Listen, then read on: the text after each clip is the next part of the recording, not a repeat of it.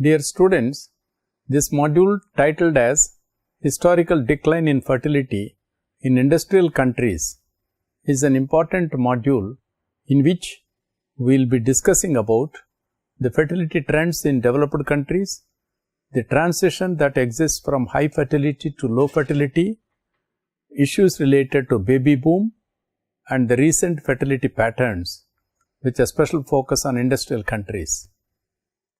If you look at, as you all know, fertility is the driving force of population growth in the world today. Mortality rates are relatively lower around the world with all the historical standards, though exceptions exist. And if you look at during the 1980s, the total fertility rates in most of the advanced societies fell below 2.1 children, which is the replacement level per woman, as brought out by Van der Kaa in 1987, a level known as replacement fertility.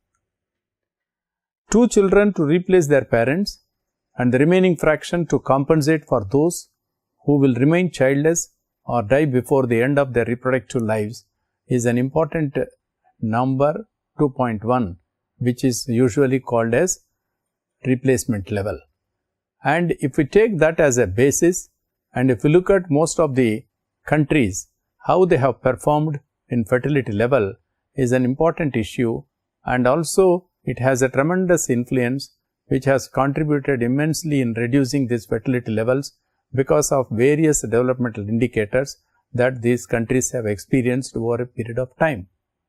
Within the next decade, subsequent to 1980s, an important proportion of southern and eastern European countries, for instance Russia, which has reached fertility rates below 1.3 children per woman, which is a level known usually as the lowest low fertility.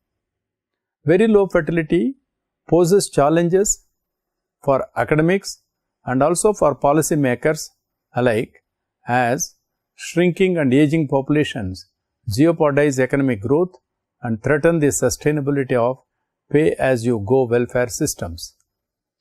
The current birth rates indicate that at present the industrial countries have very low birth rates. This was not always so, for at one time these same countries had very high birth rates.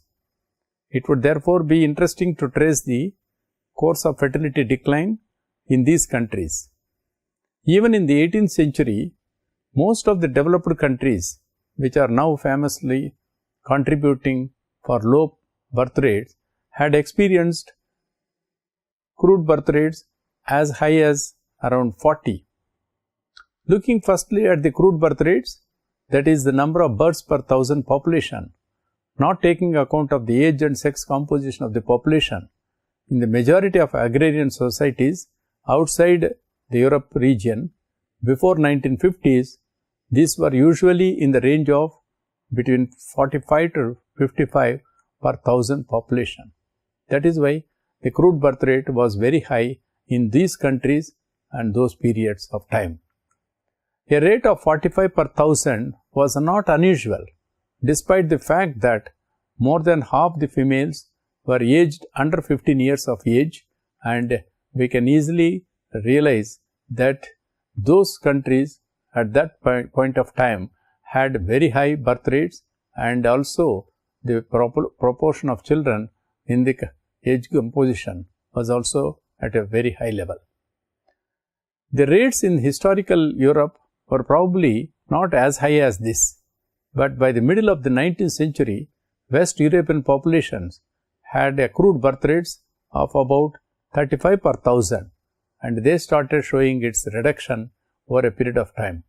Up to the middle of 18th century, these which rates are probably normally higher of the order of 40 per thousand, as in 18th century France is an example how this high birth rate was the norm during those periods of time.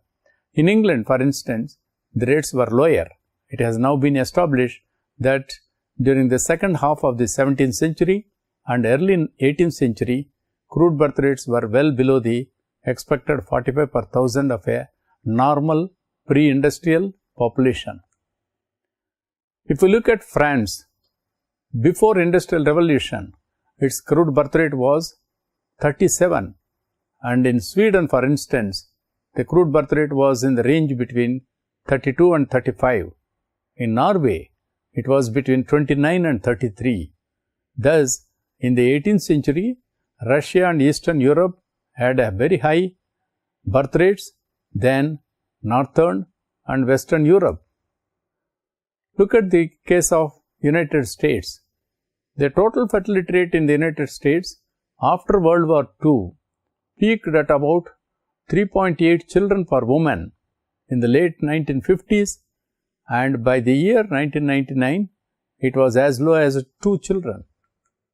The fertility rate of the total US population was just below the replacement level of about 1.9 children per woman in 1979 itself. However, the fertility of the population of United States is below replacement among those native born and above replacement among immigrant families, most of whom come to the US from countries with high fertility than that of the US. That way, if you look at the United States, there is a huge difference in the fertility level, and one extreme you can see how they have a below replacement, especially among the native borns, and above replacement among immigrant families, and also these immigrants who have come mainly from high fertility regions to US. However, the fertility rates of immigrants to the US have been found to decrease sharply in the second generation, correlating with improved education and income. These immigrants, after entering into the US, also adopt small family size, and that way, with improved their education level and also the income level, when it improved, they tried to reduce their family size, and that way TFR was found to be very low even among the immigrants. As of the beginning of 2016, there are 59.8 births per thousand women during the reproductive span of 15 to 44, which is the lowest number since records have been kept since 1909. Look at Russia, for instance. In the later half of the 19th century, the crude birth rate in Russia was almost 50.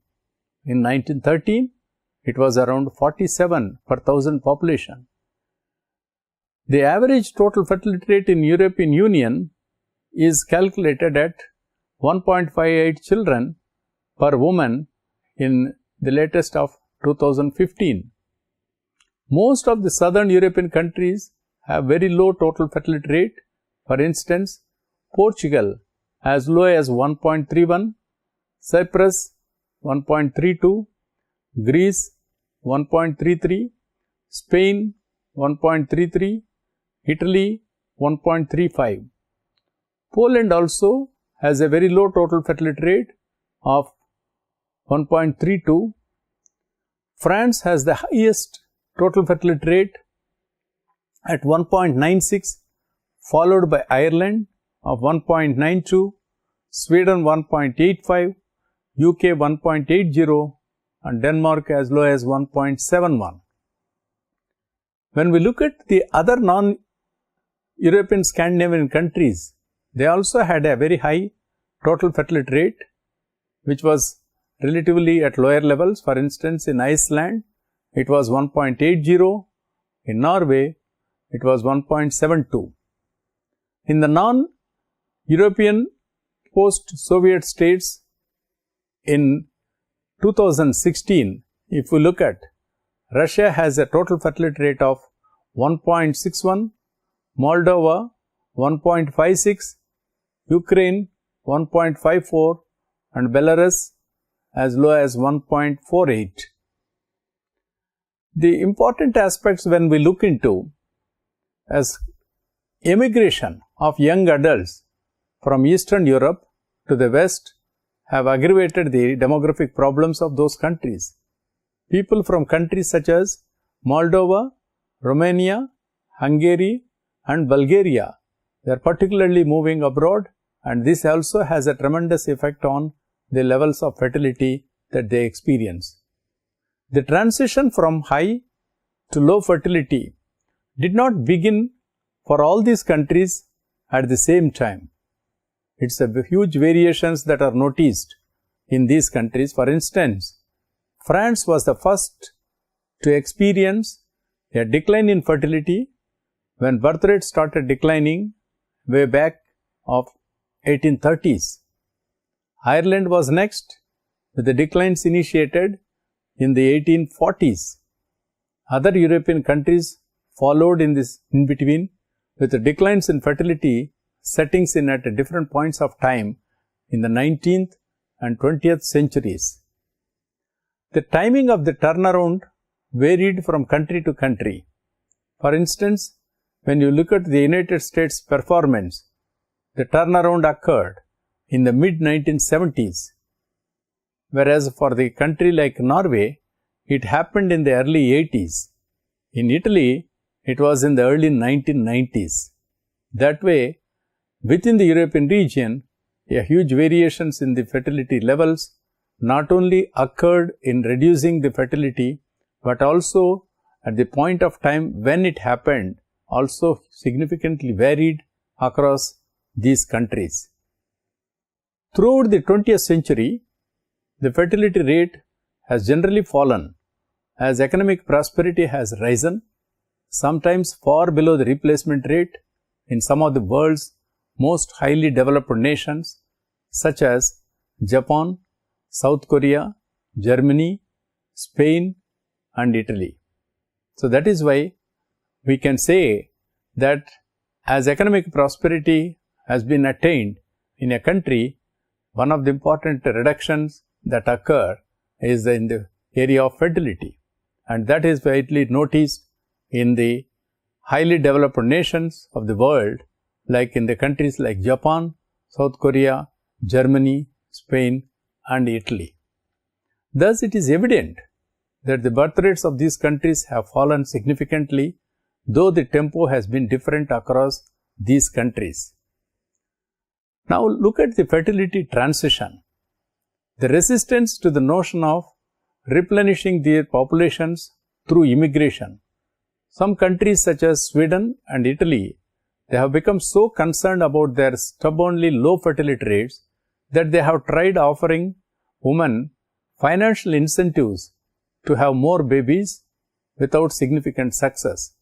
This is one of the important aspects that we need to understand, that when the transition occurs, then it becomes too difficult to revise it and to see that the low fertility will again come back to moderate or high fertility levels. And these are some of the countries like Sweden and Italy, which have clearly shown that irrespective of incentives that are proposed by the government for women or couple in general, they continue to adopt low fertility in the presence of these incentives also. To explore whether economic development is necessarily linked to falling fertility, Kohler and his colleagues examined fertility trends during 1975 and 2005 by taking 37 countries which are most of the developed countries. They used a measure developed by the United Nations known as the Human Development Index, HDI, which combines income data with other measures of advancement such as longevity and educational levels.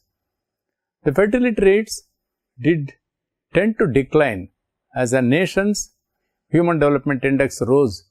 The analysis clearly showed, especially when it is listed, the analysis showed that out of 26 countries, out of which 18 of these countries have crossed a certain threshold of development, that is, in a Human Development Index of at least 0.9, that fertility rates began to rise again.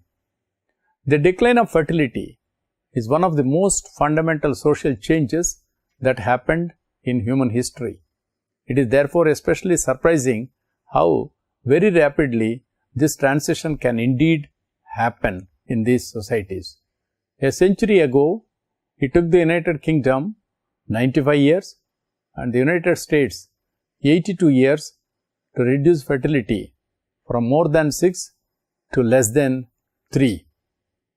This is a pattern that we see often in development.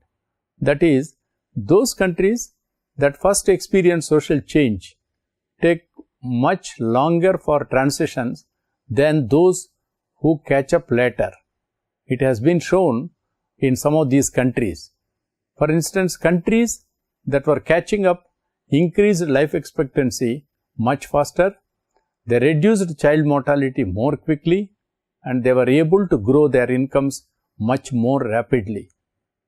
There is a distinct contrast between the highest rates, that is TFR over 2.0, in some of the European countries like Denmark, France, Iceland, Ireland, Norway, and even in a country like Turkey, which are mainly in Western and Northeastern Europe. And the lowest rates of TFR, less than 1.54, have been experienced by those countries which are mainly located in Southern and Eastern European region, like countries like Belarus, Greece, Italy, Russia, Spain, and the Ukraine. If we look at the transition in the fertility level, in 2005, the European total fertility rate was only 1.31 to the range of 1.50 in 15 countries and less than 1.30 in 10 countries. Thus, rates in some countries approach the replacement level, while other countries fall far below replacement levels. It's challenging to determine whether these differences can be attributed to any country level factors.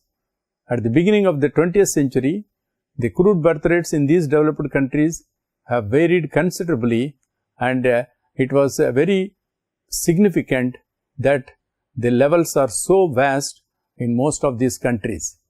In France, the decline in marital fertility began in 1800 and preceded the marital decline in other European countries by about 70 years. An alternative explanation for the early decline in French fertility is also significant to notice. The French decline is generally regarded as differing from the decline in other European countries only in timing, and the decline in all these countries is attributed to the innovative use of modern fertility control methods, which once introduced were widely and rapidly accepted. At one end, we have seen country like France, which had birth rate of 21.2 per thousand population, and Ireland of 23.1 per thousand population way back during 1900 to 1904. At the other end, we noticed countries like USSR as high as 47.2 births out of 1000 population, Bulgaria 40.7 births, and Romania 39.6 per thousand population, with high crude birth rates during the same period. These are all contrasting in the fertility transition across these countries. By 1970, crude birth rates in all countries in Europe except Ireland, Romania, and Poland, they were far below 20 per thousand population. The crude birth rates for Argentina was 22.9, New Zealand 22.1, and Australia was as low as 20.6 births per thousand population, and they were all above 20 but below 25. The range of crude birth rates for developed countries has thus shown to be substantially narrowed, and in 1974, nearly 66% of the developed countries had birth rates as low as below 18 per thousand population. The pattern of fertility has also become somewhat homogeneous, with a greater concentration of fertility in the younger, reproductive age groups. Very important, significant way of analyzing the fertility transition is the stage of baby boom. At the end of World War II, it brought out a baby boom in many countries, especially in Western ones. The baby boom started to decline as birth rates in the United States started to decline in year 1958, though the boom would only grind to a halt 3 years later in 1961, that is 20 years after it began. There is some disagreement as to the precise beginning and ending dates of the post-war baby boom, but it is most often agreed to have begun in the years immediately after the war, though some place it earlier at the increase of births during the period 1941 to 1943. In countries that had suffered heavy war damage, displacement of people was significant, and post-war economic hardships experienced, such as countries like Germany and neighboring country like Poland, the boom began years later. In May 1951, Sylvia Porter, a columnist from the New York Post, used the term boom to refer to the phenomenon of increased births in post-war America. In the United States, demographers usually used mid-1946 to mid-1964, although the US birth rate began to shoot up in 1941 and to decline after 1957. By 1958, the United States population increase was back to the pre-depression increase rate of about 1.5% per year. Some sources place the beginning as early as 1944, or according to Strauss and Howe, it happened in 1943. Many European countries, Australia and New Zealand also experienced a baby boom. In some cases, the total fertility rate was almost doubled. The American birth model, conceived by demographer Frank Notistian, was punctuated by the end to the upsurge in births and a return to pre-war levels. In many European countries, the first year of the post-World War II baby boom was the year 1946, but in Germany, the first year was the year 1955. In Finland, the largest birth rate was and in September 1945. Japan had two separate baby booms. The first one started in 1947, the second one in 1971.